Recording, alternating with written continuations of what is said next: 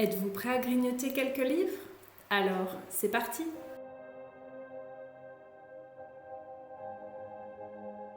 Bonjour et bienvenue sur la chaîne pour une nouvelle vidéo.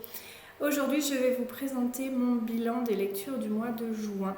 Ce fut un mois assez calme. Je n'ai pas beaucoup lu. Assez compliqué. La vie fait que je n'ai pas pu lire autant que je voulais. Mais j'ai quand même pu lire 4 romans qui représentent 1260 pages à peu près. Ce qui n'est pas mal pour un mois difficile, nous allons dire. Et je vous présente ça tout de suite. Le premier roman que j'ai lu, il s'agit du Silence des Carillons de Édouard H. Blaise aux éditions ActuSF. Alors, je suis assez mitigée sur cette lecture. Ici, on nous parle d'une magicienne, Hermeline, qui part à la ville dans la tour des Carillons pour apprendre la magie avec d'autres étudiants. Il faut savoir que dans cet univers, les gens sont protégés par les carillons contre des spectres qui, sinon, attaqueraient la ville et les détruiraient. Donc Hermeline rentre dans cette école pour apprendre à se servir des carillons et pouvoir protéger la ville et les villages alentours des spectres qui rôdent. Je n'en dirai pas plus sur le pitch de départ, car personnellement je ne savais pas plus, voire moins, et je pense qu'il ne faut pas en savoir plus. L'histoire pour moi est découpée vraiment en 2 grandes parties. Une première partie assez classique en fantasy, je dirais, avec le pitch classique de l'académie de magie, où on apprend les cours, où on suit les étudiants, etc. Avec tout ce qui peut aller autour de cette vie étudiante. Et à la deuxième partie, quelque chose de vraiment beaucoup plus dark, beaucoup plus angoissant, tendu au niveau des sensations. Et on a l'impression de changer complètement d'univers. On suit toujours le même personnage, mais on sent vraiment l'évolution de celui-ci. J'ai eu beaucoup de mal avec notre personnage principal, donc Hermeline, qui était extrêmement immature, très imbu de sa personne. C'était vraiment un personnage très compliqué à cerner et qui m'a fait souffler et lever les yeux au ciel un certain nombre de fois. La partie où on est dans quelque chose de plus dark, sa personnalité change également, ce qui est plutôt bien, et on se rend compte qu'elle est beaucoup moins portée sur elle-même que pour la première partie, même si elle le reste quand même, et ça m'a énormément dérangée. Donc on a vraiment cette scission entre les deux, et j'arrive pas trop à savoir si ça me plaît ou pas. La plume est très belle, l'histoire est très bien tournée. Pour moi, il manque un peu d'informations sur l'univers, ce qui fait que j'ai pas pu vraiment me projeter dans cet univers. Et le côté angoissant, par contre, m'a vraiment très très bien marché sur moi. Je tremblais en lisant, bref, c'était assez compliqué. Mais voilà, je reste assez mitigée sur les personnages. D'ailleurs, les autres personnages que l'on suit ne m'ont pas spécialement marquée. Il n'y a pas grand-chose en fait qui reste après coup de tout ça, en dehors du fait que j'ai cette personnage principal qui m'a horripilé tout le long du truc. Mais c'était pas mauvais non plus. Donc j'arrive pas trop à me positionner. Pour moi, c'est assez mitigé. Mais ça reste quand même, je pense, de la très bonne fantaisie. Et en one-shot, je pense que ça peut être pas mal pour découvrir quelque chose peut-être d'assez dark, en évolution en tout cas, pas au tout début. Mais je pense que ça peut être une bonne porte d'entrée. Deuxième lecture, alors très très rapide, puisque je l'ai vraiment lu sur une journée où je savais que j'allais pas avoir le temps de lire, mais je voulais quand même lire quelque chose. Il s'agit de Yvain, d'après Yvain le Chevalier au Lion de Chrétien de Troyes, de Isabelle Wlodarczyk, dans les éditions Amatera. Donc c'est un très court roman pour les jeunes enfants qui nous relate très rapidement quelques épisodes de la vie de Yvain, le chevalier au lion. Je pense qu'en entrée en matière pour des jeunes enfants, c'est plutôt pas mal. C'est assez simple dans la rédaction, tout en étant assez détaillé sur certains éléments, ce qui nous permet de comprendre quand même l'histoire tournant autour de Arthur et du Graal. Maintenant, pour moi, ça manque de diversité. Après, au vu du pitch, c'est un peu compliqué de diversifier les personnages. Mais je pense quand même que pour faire découvrir un peu le mythe et la légende du roi Arthur, ça peut être assez sympa de faire cette entrée en matière-là pour les très jeunes enfants. C'est vraiment très jeune, hein, puisqu'on est vraiment sur un très très court roman, il fait 40 pages. On nous raconte 2-3 histoires de la vie d'Yvain, on n'a même pas toute sa vie. C'est vraiment, je pense, juste une entrée en matière dans l'univers qui est plutôt sympa, je pense, à découvrir. Ensuite, alors c'est la lecture qui m'a pris, disons, une bonne partie du mois, étant donné que c'est une petite briquette de 600 pages et que je lis comme une tortue et que je n'avais pas beaucoup de temps pour lire. Il s'agit du premier tome de Mages de bataille de Peter R. Flannery que j'ai dans les éditions Le Livre de Poche. Alors, c'est une très bonne fantaisie, classique je dirais, où l'on suit Falco, un jeune homme qui est assez maladif, puisqu'on découvre très rapidement qu'il est atteint d'une maladie qu'on ne sait pas soigner, et pour lequel on va découvrir également qu'il a certains dons de magie. Son village va être attaqué par les grands méchants de l'histoire et ils vont devoir tous partir en exil pour pouvoir survivre. Falco va par la suite intégrer une école de guerre dans laquelle il va devoir apprendre à développer ses dons de mage, mais également de guerrier surtout, pour pouvoir espérer aider les populations et pouvoir gagner contre ces grands méchants dont on nous parle. J'ai beaucoup aimé.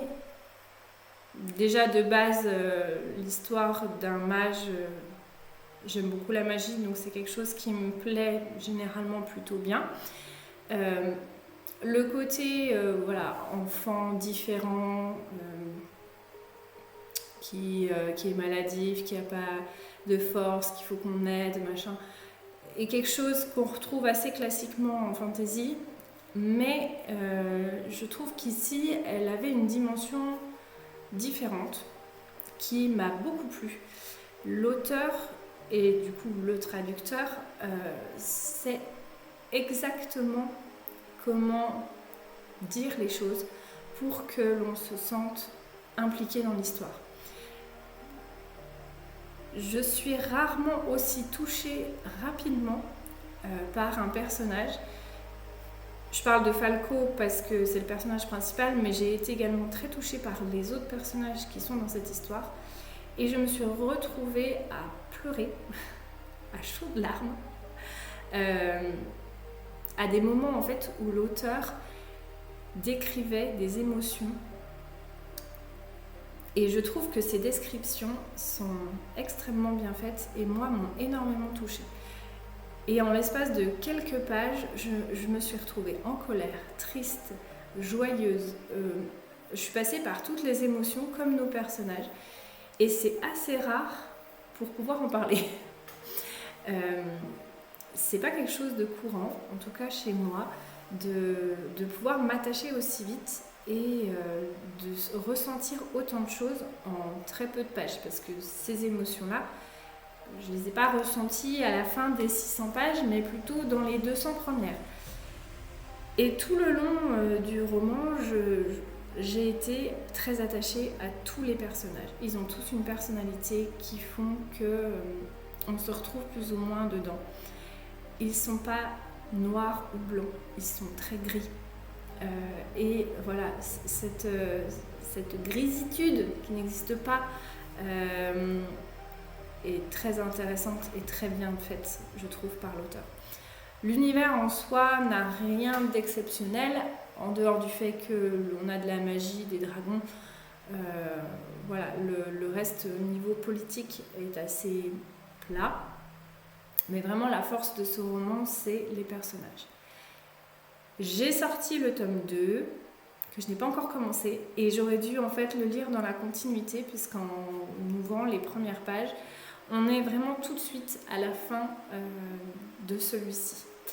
Et en lisant certains commentaires, j'ai compris que dans la version originale, il n'avait pas été coupé, ce n'est qu'un découpage à la française.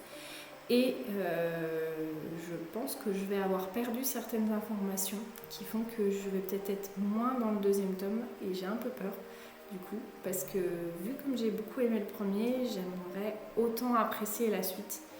Et j'espère arriver à recoller les morceaux pour pouvoir profiter également de ce deuxième tome. Dernière lecture du mois de juin, il s'agit de Petit Blanc de Nicolas Cartelet dans les éditions Mu. Quoi dire? Ici, on suit Albert qui décide de partir de la France pour aller sur une des colonies qui se trouve en plein milieu des îles avec sa femme et sa fille.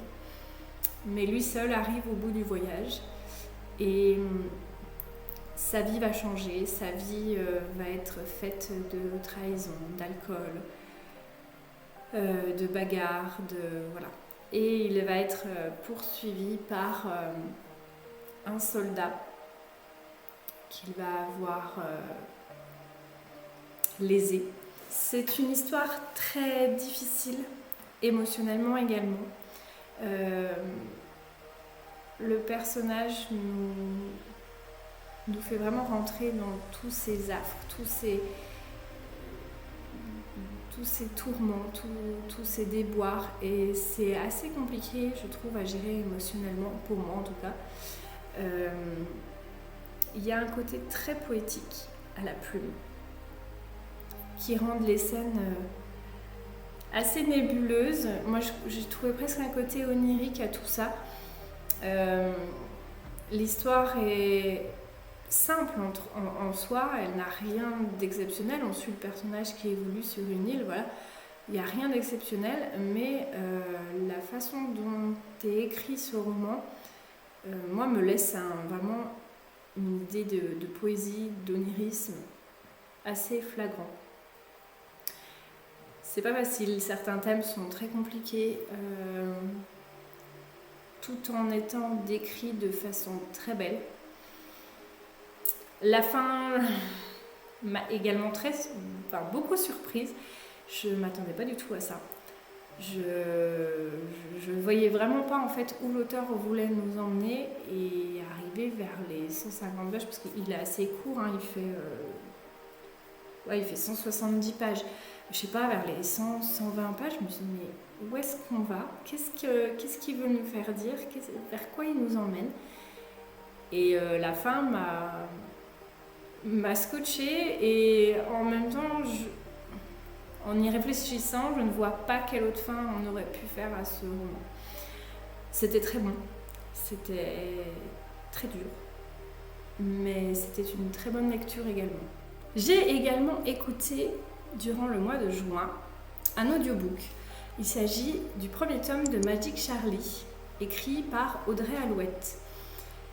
Écoutez, c'était une très bonne lecture. Alors, c'est une lecture plutôt jeunesse, où l'on suit Charlie, qui est un jeune adolescent qui découvre qu'il a des pouvoirs magiques suite à ses retrouvailles avec sa grand-mère qui a perdu ses souvenirs.